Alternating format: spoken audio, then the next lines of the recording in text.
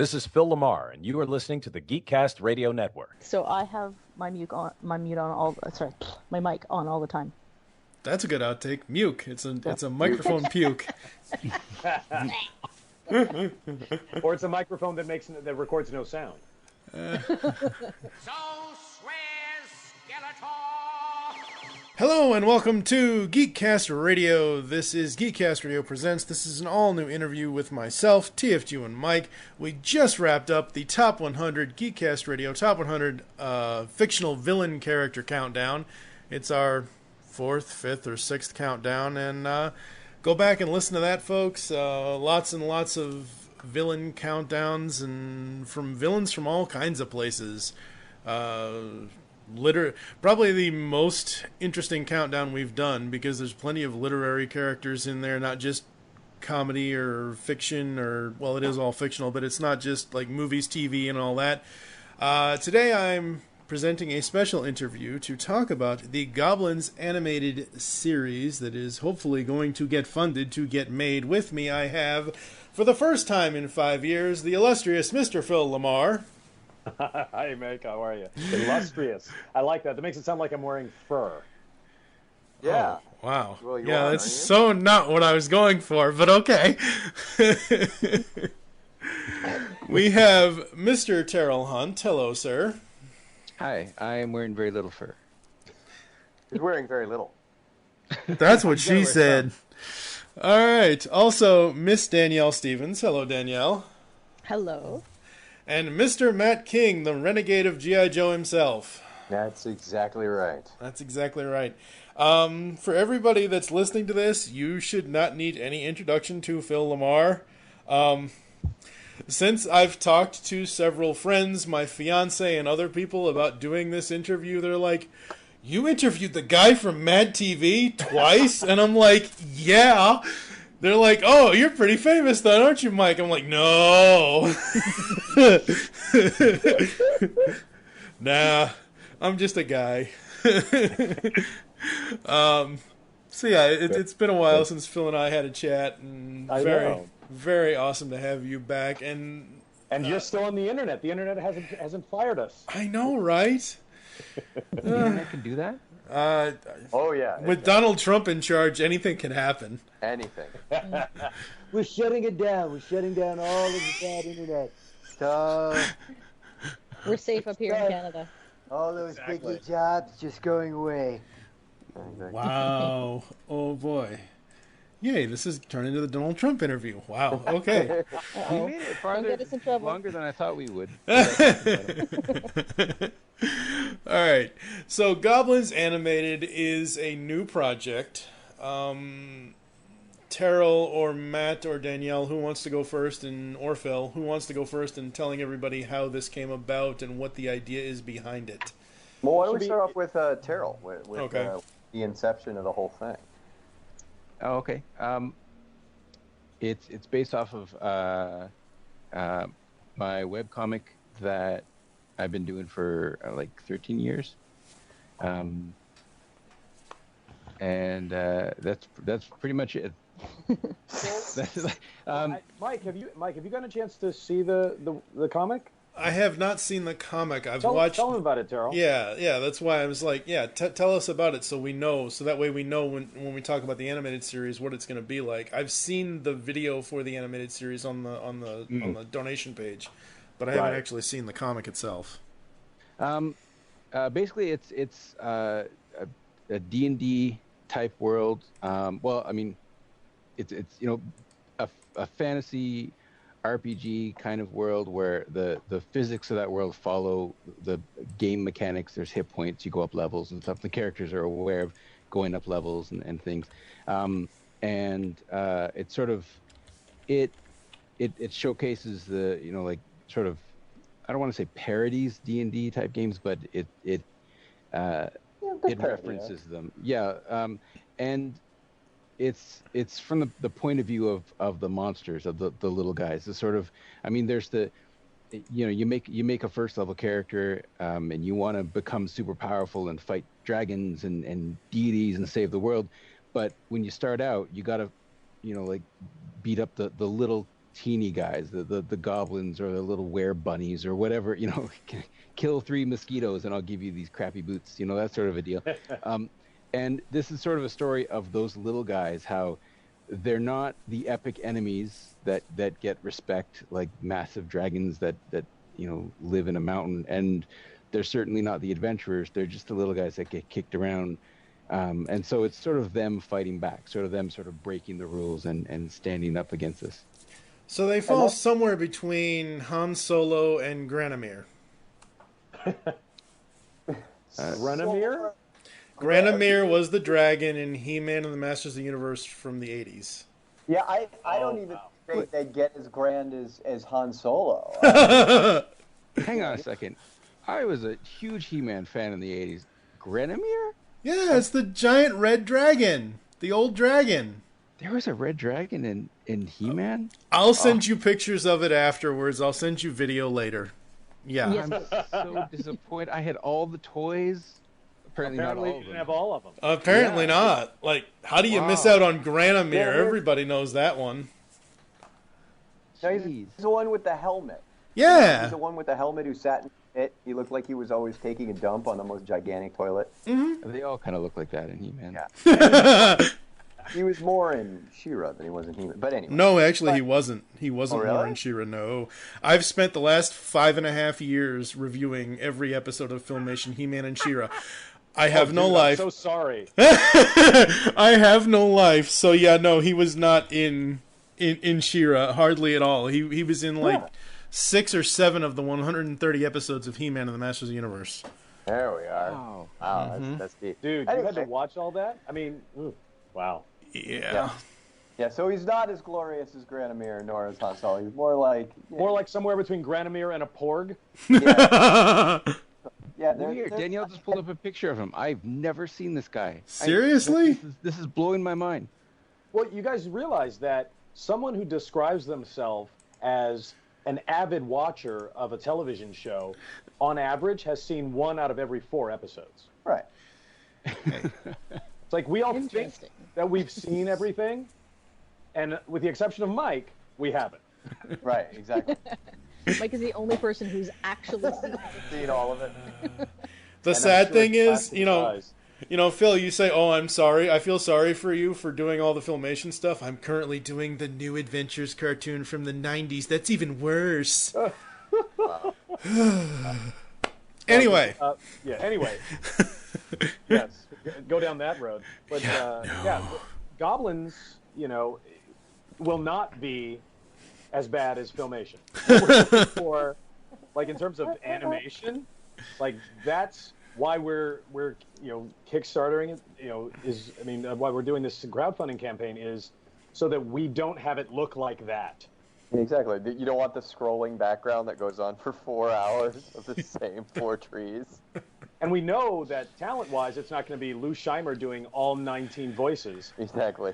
Because we've got an amazing cast. Did you get a chance to see? Oh, yes. Yeah. So, folks, you need to fund this, not just to help the creators here, but just for the simple cast. It's not, and I don't mean simple in like simple, but just, oh my God, Billy West, Jennifer Hale, Jim Cummings, Matthew Mercer, Maurice LaMarche, Steve Bloom, and Tara Strong, along with Phil Lamarr and Matt King.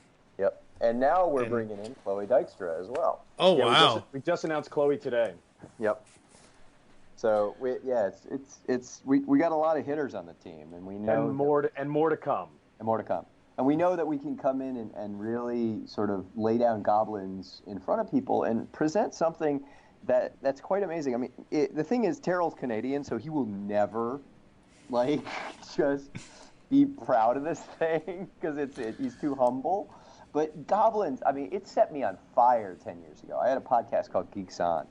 And my friend Peter was a co-host with me on it. We would cover all sorts of geek stuff. And he said, you got to read this comic called Goblins. And so I picked it up, and it blew me away because it takes on these amazing tropes that we just take for granted in fantasy and science fiction. And it takes it on in this wonderful lampooning way that that I just absolutely fell in love with, and have wanted just to sort of virally connect other people to it.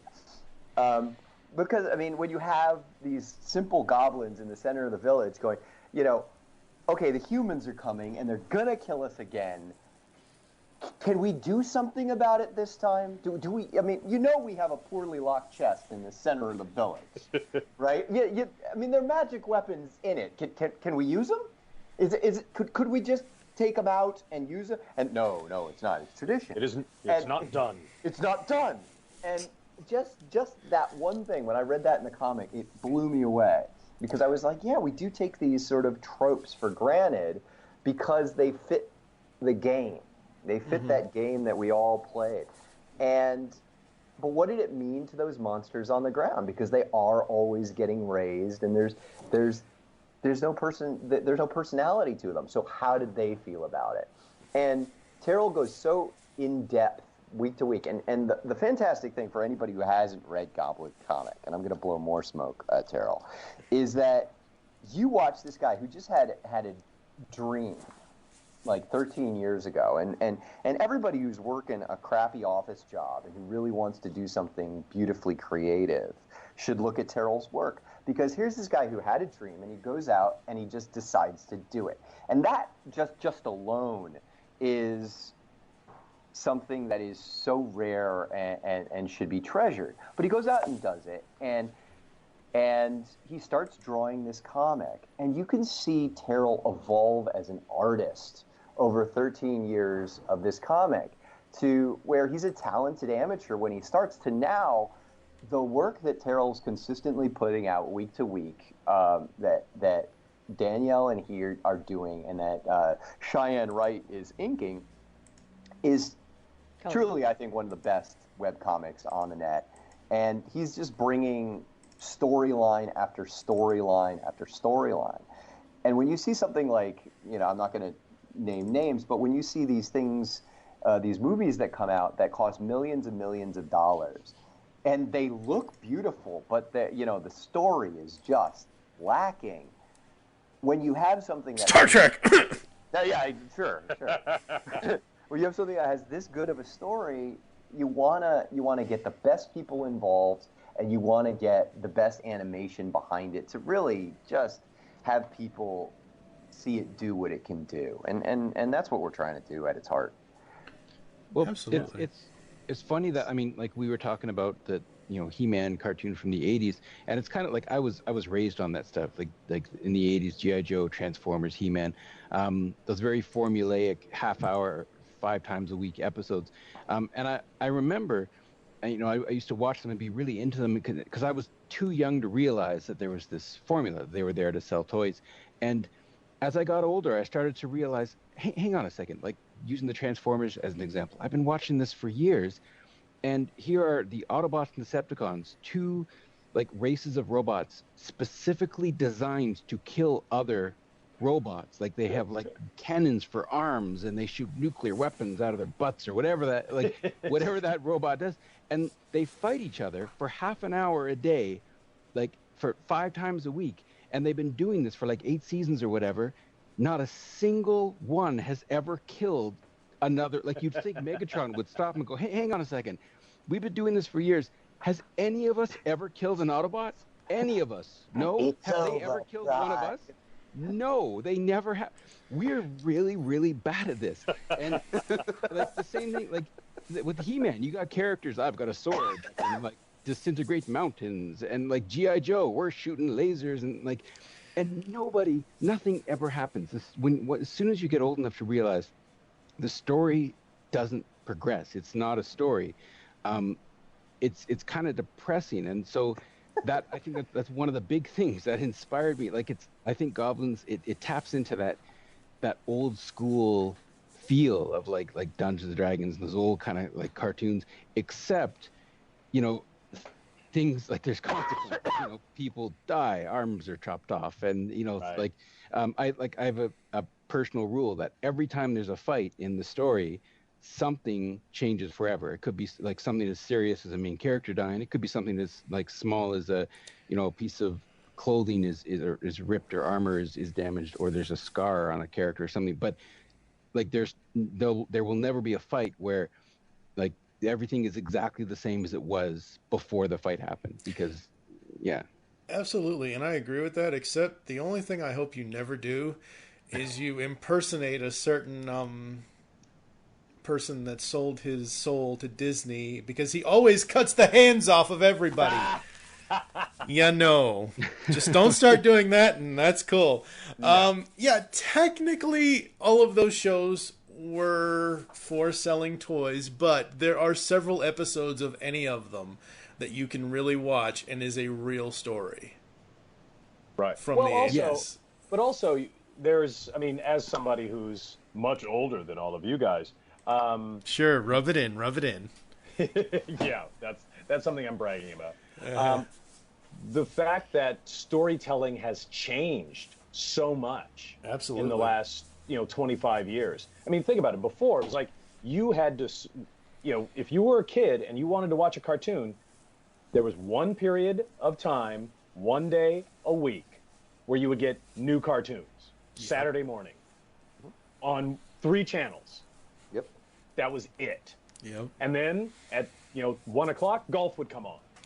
And your time was done. I remember that. Or at noon, All Saved came by on the at Bell. 11. You were so lucky. Right?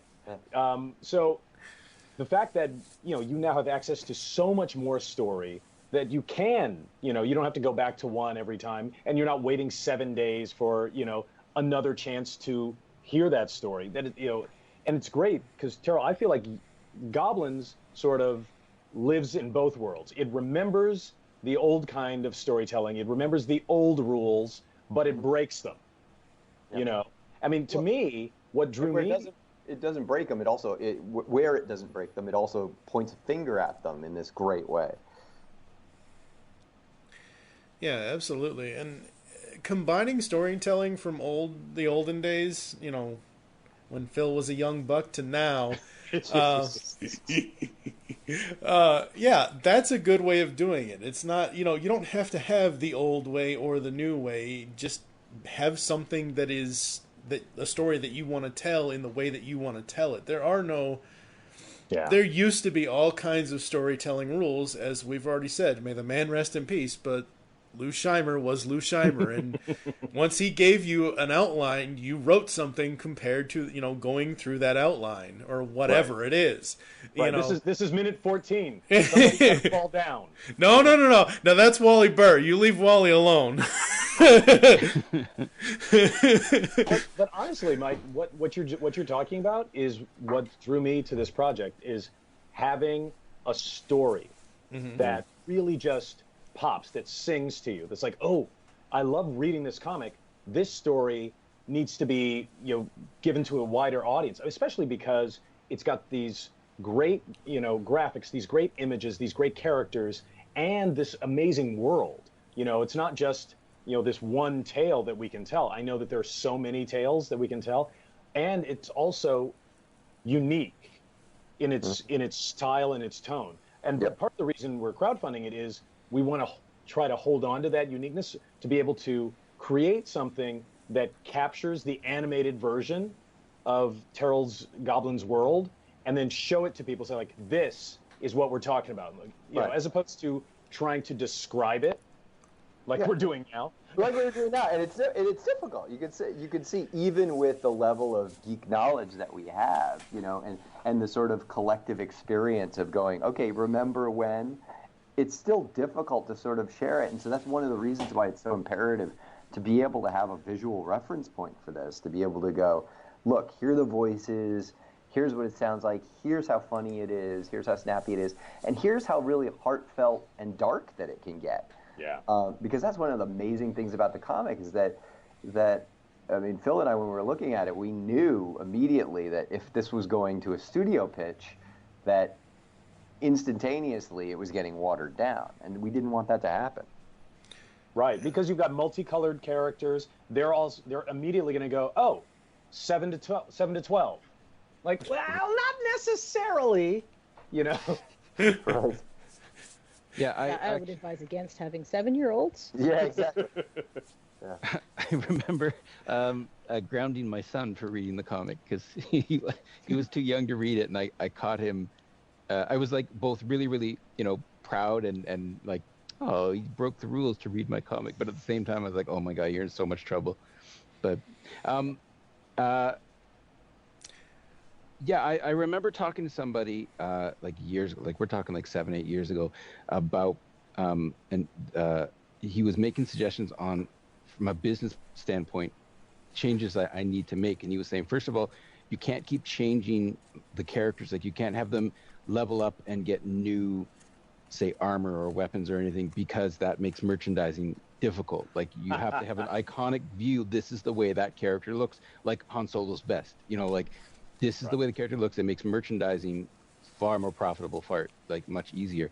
And secondly, you can't do things like introduce something that doesn't have a payoff for like way down in the story, like because it's got to, it's got to, the structure's got to be like it sets up and then pays off like right after that. Otherwise, people aren't gonna, like they aren't gonna remember or stick around or be interested for that long. So, and I realized that like either you got to treat it like a business. I mean, like a lot of storytelling, especially something like movies or TV, it's this symbiotic relationship between the business and the creativity. You got to have both. Without a budget, you can't really make the thing the way you want, and without the creativity, it's just a bunch of numbers. So, but I think that, I mean, I remember deciding that I either have to look at this from something like that'll hopefully make me as much money as possible, or something that'll be a story that I'll be proud of, that I can look back and think, well, that's a cool story later on. And so I went with the creative side. So it's structured to be the best story I could possibly tell, and not the most profitable, merchandisable, money-making thing. Right. Oh, we're going to change all that. Well, yeah. I mean, that's the thing. Like, you can have it be the most creative story and the story that speaks to you and that you want to show the audience, and still make a crap ton of money at it.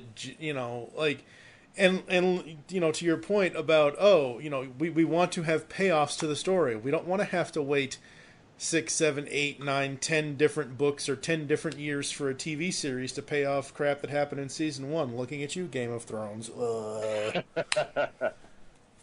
There is a description of the Goblins Animated that is Smurfs meets Game of Thrones. I will say. The only thing Game of Thrones that I actually have ever really enjoyed, because I refuse to pay HBO just to see one TV show because everyone says I should, was the Sesame Street parody Game of Chairs with Grover.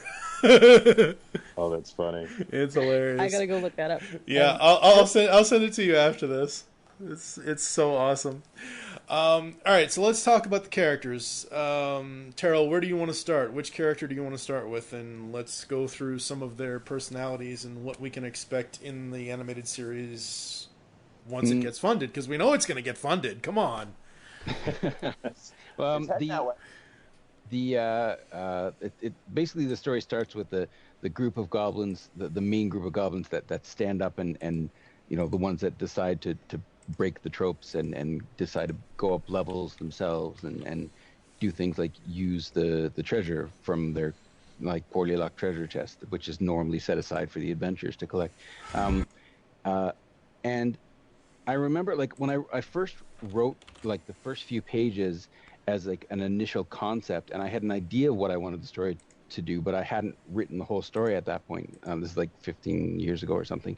And in that initial introduction to the concept of the humor and stuff, I had a bunch of characters that they were written and like designed to be one gag characters. They're there for a funny joke, and then that's it. Like the one character comes in and like starts complaining about how stupid all our names are, and then that character's name is Complains of Names. And the other character who's like a goblin who's like terrified all the time of everything because his name is Dies Horribly, because he's prophesized he will one day die horribly. Like all these little one payoff jokes.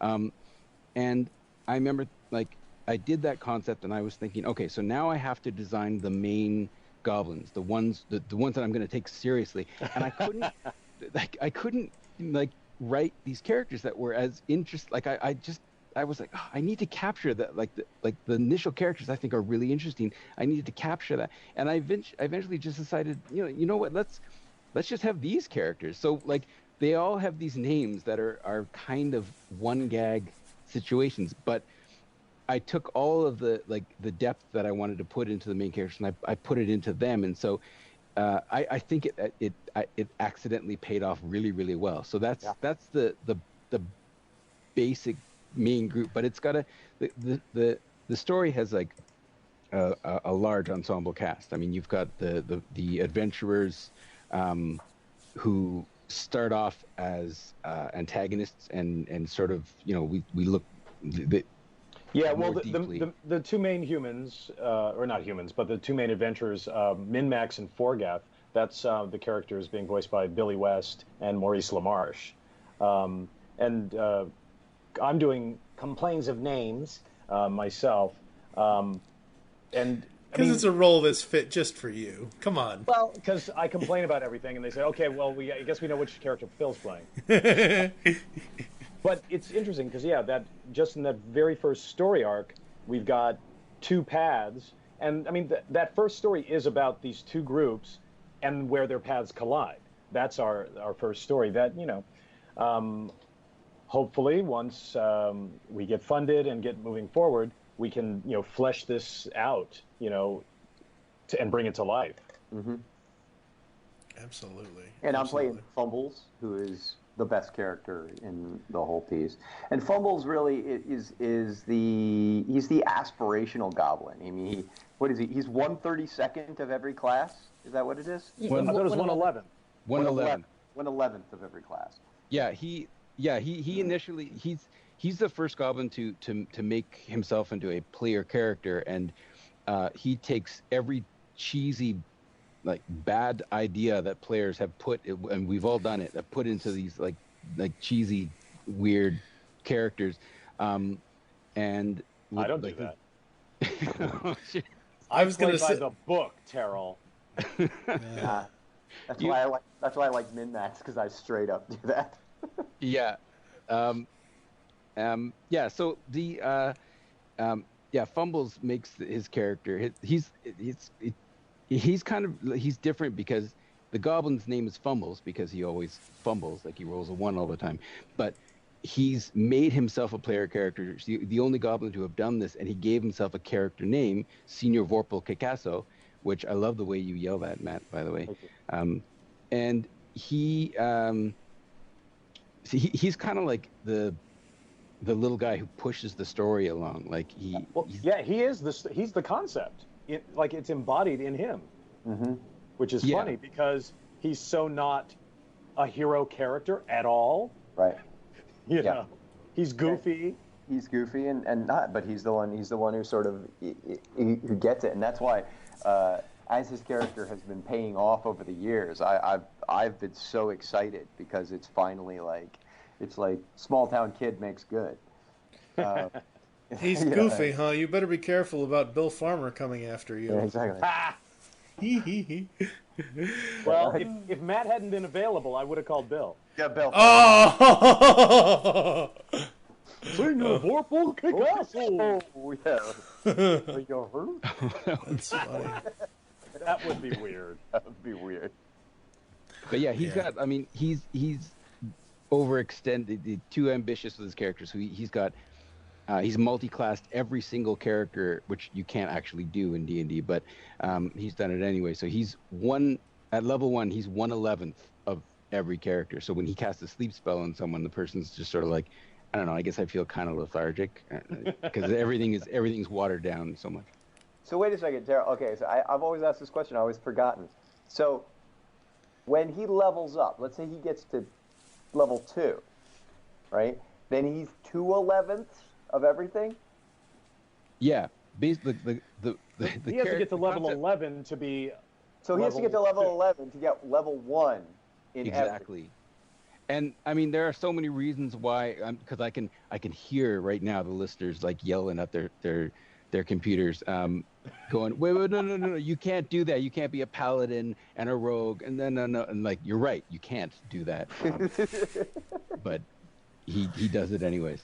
Exactly. So when he gets to that level 11, when he's won in every way, will he be Uber or just level 1? Oh, Well, I'm but- sorry. You're assuming he lives that long? That's Right. Wow. And here I was going to say, you wouldn't believe when he gets to 3/11ths. Yeah, exactly. Spoiler! Oh my God, Mike, this podcast is going to be huge. Uh-huh. It kind of is. Danielle, what is your favorite part about doing this so far? I am the only person other than Tarol that knows the story to the end. Okay.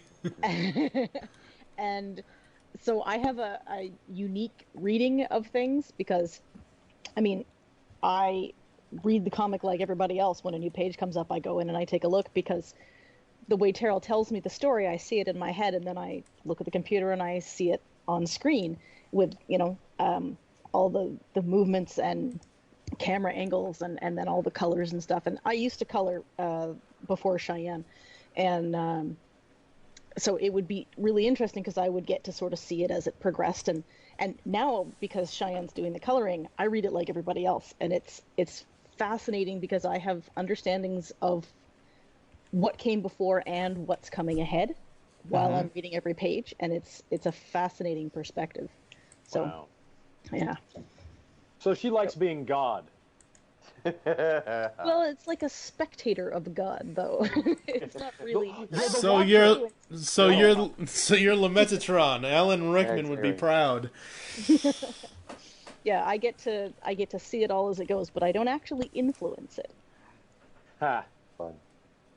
Cool. Good. All right. So there are good. I almost called it gremlins. Wow. There are good, good goblins and bad goblins. Correct. Nuance. They're all nuanced, which is what's great. Okay. Yeah, the whole concept. I mean, like, the concept behind the story is it's how like every demographic sees the other demographic as evil. Like the goblins are like saying that the adventurers are evil because they come in and they wipe us out for XP and they steal our little weapons and stuff from the chest and they move on. So we have to fight back. And then we see like, the adventurers, they're like, well, no, these goblins are evil because they're Monsters. because I mean, some of them are that we're going to take over the world. We're going to like do this horrible ritual thing. And everybody sees everybody else as bad in some way. And it's kind of it sort of like lays out, I hope in a discreet way, like how like nasty bigotry can be and how you can get swept up in this kind of prejudicial thinking. Well, one of my favorite turns in Goblins, and spoilers for those of you who have not read this page 7 years ago, but there's this whole portion where they go to Brass Moon City, and there's a ranger in that, and one of the things in fantasy RPGs is that the ranger class usually can specify a race that it has bonuses against within the construct of the game.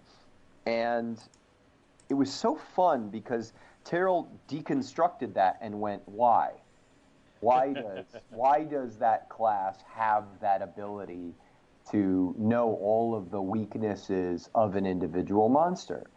And he basically made this ranger, who's the good guy, he has a basement full of monsters that he experiments on, and that's why he knows what their weaknesses are. And it's hideous, and it's great because it just takes this thing that you take for granted as a fantasy RPG player, and it just sort of, it pulls back the covering on a little bit and goes, yeah, you know what? Let's look at that from not the most positive point of view and see what it looks like. And it's a beautiful sequence. The the whole series. I mean, just from the little video that's online for the Indiegogo, it looks like it's going to be a really fun series. And I have never I think in the 4 years I've been reading comics in general on the regular because I do a comic book podcast. I think I've read 2 different web comics, Right. comics in general. As a kid, I was more cartoon, movie, whatever. Right. And yeah, you guys will have to send me the link to the website so I can put it in the post and start checking it out because it sounds like something that's really, really interesting. It's fantastic. It's not that Absolutely. good. Oh, stop it. But it's. I mean, as you saw from the animatic, Yeah. what it promises for potential in animation is so cool. Just because we can. Yeah, obviously, you can't just port everything over, from one medium to another. Otherwise, then you're Robert Rodriguez doing Sin City. And it's like, yeah, no matter how cinematic a comic book is, it's still not a movie. Right. So I mean, we're going to I would adapt. say even Ang Lee's Hulk, where he was doing the Crouching Tiger, Hidden Hulk. Yeah, no. Yeah, no, that was just shades away from Joel Schumacher. Wow. You leave Batman Forever alone. I will fight you to the death on that one, Phil. Oh no, you'd be dead. You'd be dead the minute you started. Cause come on. Batman Forever was not that bad. Batman and Robin, yes. Batman Forever, not that Dude. bad. Wow. All Dude, right. We're gonna have to talk about this. it killed the franchise. Wait, Batman wait, and Ba- Robin Batman killed the Forever- franchise. That's the Batman Forever's the George Clooney one, right? No, that's That's Batman and Robin. Batman Forever was Val Kilmer, Val Tommy Kilmer. Lee Jones, Jim Carrey. Oh, the one without the skates. Yes. It's still You know, awful. that's the one with the nipple armor, right? No, that's Batman and Robin. Batman and Robin. Batman and Robin is ice to meet you. Mike, Yes. Mike, you're the only person left in the world who knows the distinction between the two. Yeah. The only reason why is because I've been in love with Dr. Chase Meridian since I was 15. Now the truth comes out. Of course. I'll always regret. I was once at a convention having a conversation with Miles Tevis, who designed the Batman nipple armor, and he also did, he did like the Tim Curry demon from Legend. Oh, he did no the way. Iron Wow. Man helmet. Like he did lots of amazing things. And I'm talking to him about this stuff, and I'm thinking to myself, Tarol, ask him about the Batman nipple armor. Just do it. Come on, get the ask him. Say, what was the deal with the nipples on the armor? And I was just like, oh, I can't do it. And so I'll forever, for the rest of my life, regret having that opportunity and not asking him about the nipple armor. Always ask. Always ask. Always ask about nipples, no matter who you're talking to. That's the lesson I learned. Okay, Matt Lauer. Wow. All right. This turned dark fast. And now, Danielle, can you bring us back into the light? Well, she's the darkest of us all. Yeah. Oh, I look cute, but no. So let's distract ourselves by going back to the animation that we're doing. Yes, absolutely. Seeing the goblins move in the animatic for the first time was fascinating because as much motion as you see on the page and as much as you imagine in your head, it's not the same as seeing the characters move under their own power, so to speak. Like it's quite neat, and hearing voices out loud when you've just been imagining those in your head the whole time too. It's a really interesting shift in perspective. So people keep asking me, well, how did you feel the first time you saw them move and hear them speak? And well, it's amazing because you think you know them and you think they're yours. And then somebody else makes them move and somebody else makes them have a voice. And all of a sudden they're not yours anymore. Yeah. So, yeah. That's interesting. That's because I find that's one of the really interesting things about animation itself is you don't have the kind of ownership that you have in a lot of other mediums. As a novelist, as a comic book, creator, as an actor, like if you're a live action actor, it's your face on that character, even though it's not your words, not your costume, whatever. But animation is so collaborative. Tarol created this character, he created this design, but then Billy speaks it, and then the other the animators who are involved in the movement, because the acting is all of it. It's what he's saying, how he's saying it, and how he looks while he's saying it. Like, I always find that, even though I feel invested in a character, they're never really mine, because every moment is built along with the other people collaborating on it. It feels a lot like Danielle and I were talking about this. It feels like Goblins has been my baby, and like it's lived in my house, and it was just interacting with me, and now it's grown up and moved out there, and it's got all these relationships with other people, and it's still kind of my kid, but now it's got this entire life all its own, and it's doing things not just influenced by me anymore. It's kind of neat. Fascinating. Absolutely, because that's what you do when you are a creator of anything. You put it out there and you let people look at it or watch it or read it or listen to it or whatever, and they add to it, or some people. Nope, not me. Some people. I refuse. Once we make Goblins Animated, I will lock it in a vault until I die. Oh boy, that means he's gonna lock it in the in that chest from the 13 Ghosts of Scooby-Doo. Everybody. That was another disappointment. I remember when 13 Ghosts of Scooby-Doo came out when I was a kid. I know it's off topic, but I was so excited because I was like, here's a finite story. They have to capture the 13 ghosts. What's going to happen when they capture all 13? And I watched that show. It was my favorite show until I realized they're never going to catch all 13 ghosts. And there's not just 13. It's just, it was, once again, I was let down by the formulaic, episodic, like, toy commercials, which is what they were. Well, the one good thing I'll give 13 Ghosts of Scooby-Doo is Vincent Van Gogh, I should say. I mean, come on, it doesn't get much better than that. Oh my god. Like, I see that. Is your title officially 90s apologist? No. It's 80s apologist. Get it 80s, right. I'm sorry. So, and I did not say 13 Ghosts of Scooby-Doo was good. I said the only good thing about it was Vincent Van Gogh as Vincent Van Gogh. Vincent Van Gogh's pretty badass. Yeah, absolutely. But I think that's one of the, I remember in the 90s when the comic book Spawn came out, and that blew everything out of the water. It became for a while the best-selling comic book in the world. Like, it beat out Spider-Man, Superman, all that. And I think part of the reason for that was there's a bunch of reasons, but I think one of those the bigger reasons is every time he used his power, there was a little counter on the corner of the panel that would show he has this, it was a number, he has this much power left, and after he uses it all up, it's gone forever. So he could do these amazing things, and it was like, wow, look, he's really OP.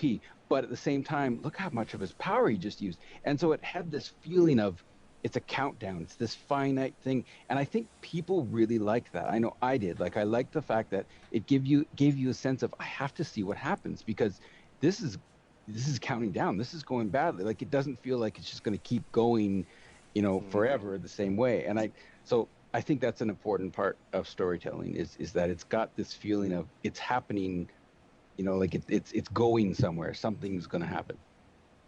There was consequence all of a sudden. Yeah. Yeah, because once you add consequence, then the real stuff begins. Right. Absolutely. All right. What can the listeners do besides obviously donating to the Indiegogo? How often should we share? How often, obviously, it's, share at least once, 2, 3 times, 3 million times a day. But, how can people get involved with this besides the donation thing as far as getting the word out there for everybody? Well, I would say, the first thing, obviously, is donate to the campaign. It doesn't cost very much. As a $5 thing, you can give you the $15 thing, and you can get access to all the episodes. So it's not much, and it really does help real art and new material. Wow, weird. Actually come out into the world. But if you can't, absolutely share, send, tell everybody that you can about it. There's a geek in your life who is interested in comics and interested in animation, and we need all the help we can get, and also advice. If you've got, I just said to our backers, because we got 900 backers now, telling us, like, here's a good idea that you guys may not have thought of. Have you gone and talked to these people, or have you gone and done this? That's really useful to us, because there are only 4 of us, and helping us out with your ideas definitely can help us move the ball and can help Goblins Animated come to life. Absolutely. Yeah, starting discussions about it online. Like we've got a forum, goblinsforum.com, and where they talk about the comic, and they talk about the animated project, and they talk about whatever else geeky thing they're doing in their lives. But like, if you want to go to talk to people who already know about it, if you don't know about it yet, go there, go hang out. They're friendly. They've actually invited people. They said, come and talk to us, come and engage in conversation about this stuff. And and then on Reddit or wherever else you hang out online, start conversations about either the project or the comic, and just share it that way by engaging with other people. Most importantly, ask about the Batman nipple armor. That's very important. Maybe not every time. Yeah, not all the time, no. And I mean, come on, it was Clooney. Who really wants to know what the hell happened in those nipples? We can definitively say there will be no Batman nipple armor in the animated project. There you go. Have you seen you've seen the Batman the animated series take on that, right? No. It was one of the most brilliant things that I've ever seen. I mean, Dini is amazing anyway, but they had this thing where they basically had 3 kids talking about one, or not. Yes, I remember that episode. Yeah, and 2, what he was actually like. And so the first kid says, "This is what Batman's like," and it straight goes into like straight out 1960s, hands on hips, boof bang pow Batman. And then the next one comes out and he says, "No, it's this," and it goes in a Golden Age Batman, and it's fantastic. And then the next one comes out and he goes and talks about it, and it's straight out Alan Moore, Oh, really? Dark Knight Returns. That was Frank Miller. Dark Knight Returns Batman. And then it goes. Then they walk down the street, and these little kids pass another little kid, and he's got a pink feather boa. And they go, and he says, "I know what Batman's really like." And they say, "What?" "Well, he's got a Batman uniform, and it's got nipples on it, and the Batmobile can go up walls and everything." And all 3 kids look at him and go, "Whatever, Joel." Yeah, I remember that one. Yeah. The Paul Dini Batman that's an example of fantastic storytelling. It was always so good. So iconic. Absolutely. All right. So where can people? Danielle had mentioned the forum, but what is the actual website to go to? Is it just goblinsanimated.com, or what's the website? That's our website, goblinsanimated.com. For the Indiegogo, where you can find all the news as fits print, you can go to IGG, like Indiegogo, igg.me/@/goblinsanimated. And that'll get you straight to our URL, and you'll be able to help us out. Yeah, right to the campaign page. Very cool, very cool. And I will have the campaign page and the website and all that stuff in the interview post as well. So great, absolutely. Anything else? Really quickly before we get out of here, what I was going to bring up earlier, Tarol, when you were writing these characters and you guys were getting ready to look for the voice cast, did you hear a specific voice actor in your head for each character? Like, how did the voice cast come about?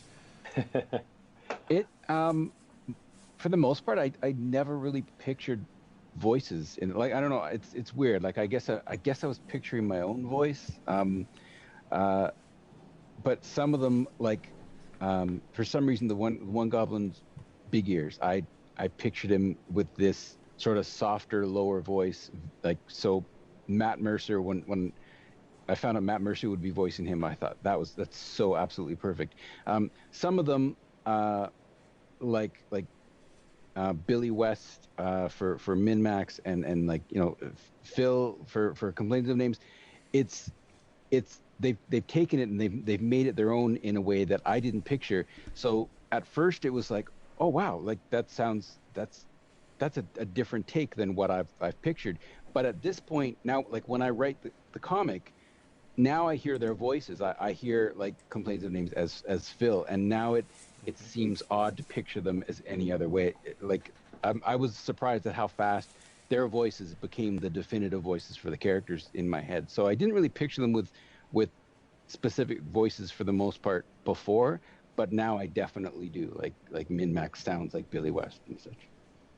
That's so funny. Absolutely awesome. Yeah, finding the voices in the first place was a really organic process. It was, well, I'm Matt, I'm a voice actor, I know these people. I'm Phil, I know these people. And we would talk about them, and we're like, can we get that person? And they're like, well, I'll just ask them.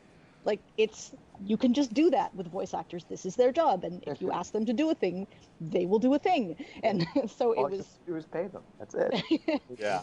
Yeah, it was not the normal casting process. It was basically, you know, since Matt and I are voice actors, and you know, we basically are just sort of, you know, since we're creating this, we're not doing it, that part of it, the normal way. We're just like, we're creating something. We have a chance to hire our friends, people we know are amazingly talented, who we love working with. Let's do that. Yeah, exactly.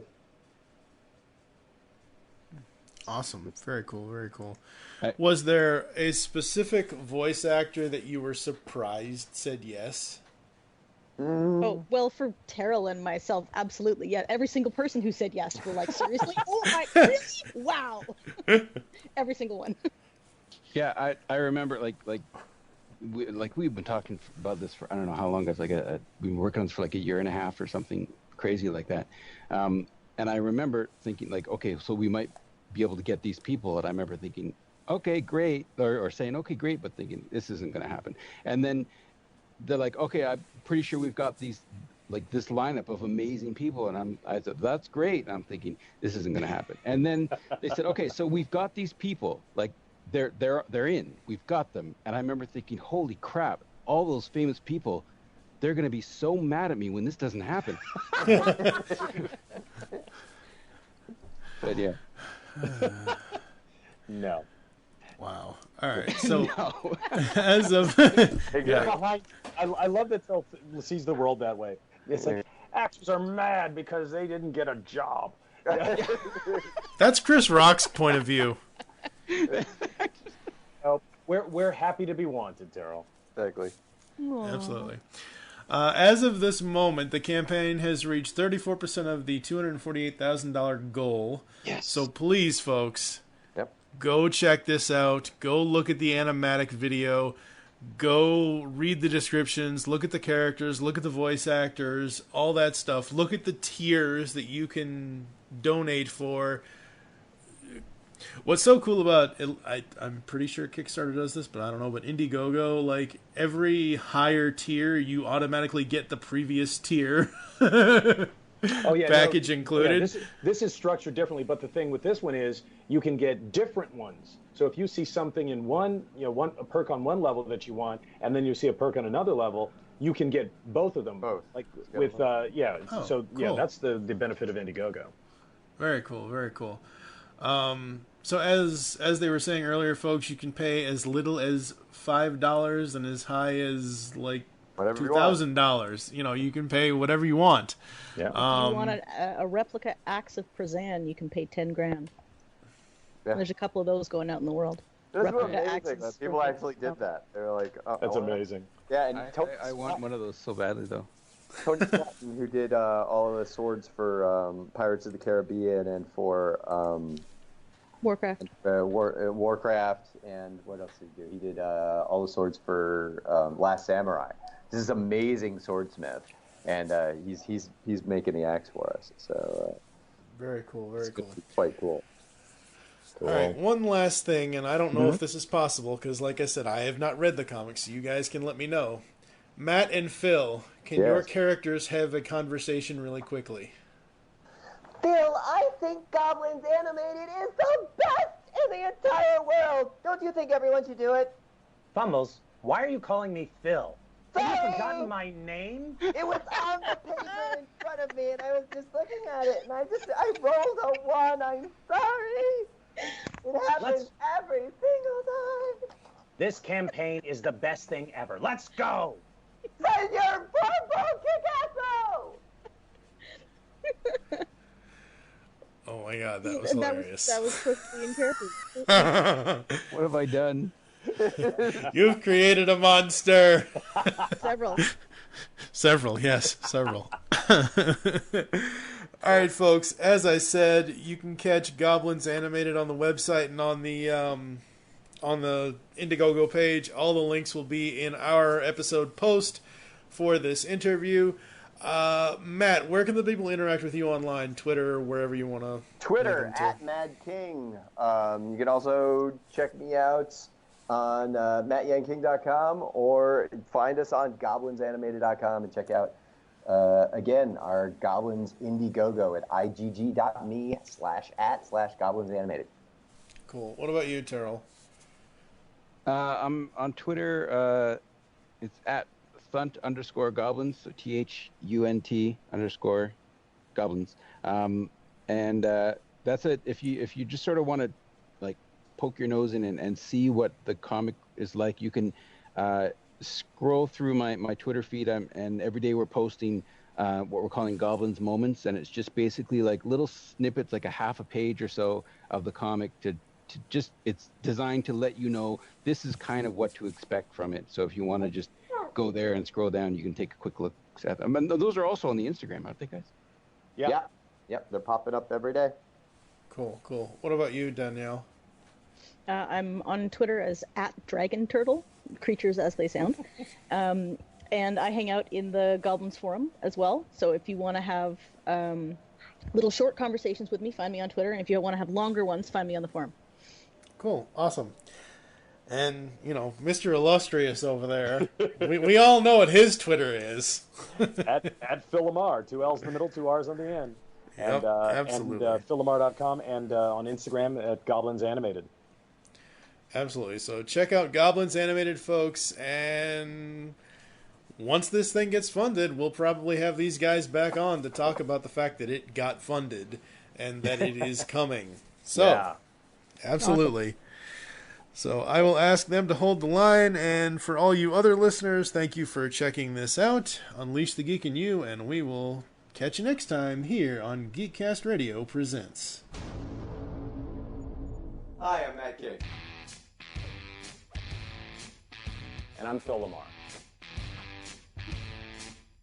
And we're here creating Goblins Animated, a cartoon based on the popular webcomic Goblins by Tarol Hunt.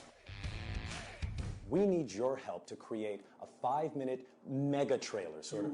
Yeah, a pilot presentation that we can show to producers, studios, whoever, so they can get a sense of what a Goblins animated show would really look like. I've been reading Goblins for 10 years, and I've fallen absolutely in love with the heart, the adventure, the violence, the wonder, and absolutely the feels. And I passed it around to other people just because I love it so much. Yeah, he hit me to it. And you guys are going to love it just as much as we do. Tarol, why don't you tell them what it's all about? Hi, I'm Tarol Hunt. I'm the creator of the webcomic Goblins. Goblins takes place in a fantasy role-playing game from the point of view of the monsters and how they have to deal with the attacking adventurers and heroes. If we were to just show people the comic on the web or on paper, they wouldn't really get it. We want to be able to bring it to life, and we've got a really amazing set of actors to help us do that. Why don't you check them out? Hi, this is Billy West. And I'm going to be playing Min-Max in a new show, Goblins. Get behind it. Real mature. Hello out there, Jim Cummings here. And I play Thaco in Goblins. And accept no substitutes. Are you sure this is a good idea? Hello, Jennifer Hale. and thank you for supporting Goblins, because it's awesome. Hi, my name is Matthew Mercer. I'm a voice actor, and I play the role of Big Ears, and please help this ridiculous, amazing story come to fruition. Hi, I'm Maurice LaMarche,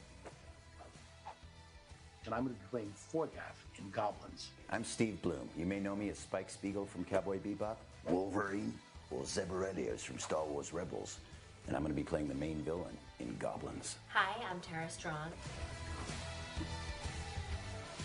And I'm super excited to be playing Saves a Fox, so help us make goblins come true.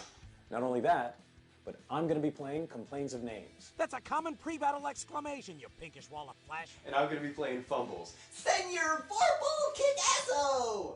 So, please, we know you're going to love Goblins as much as we do. So take a look at the page, pick a perk, and help us get this thing done. Thank you so much. Thanks for your support. Thank you for supporting Goblins.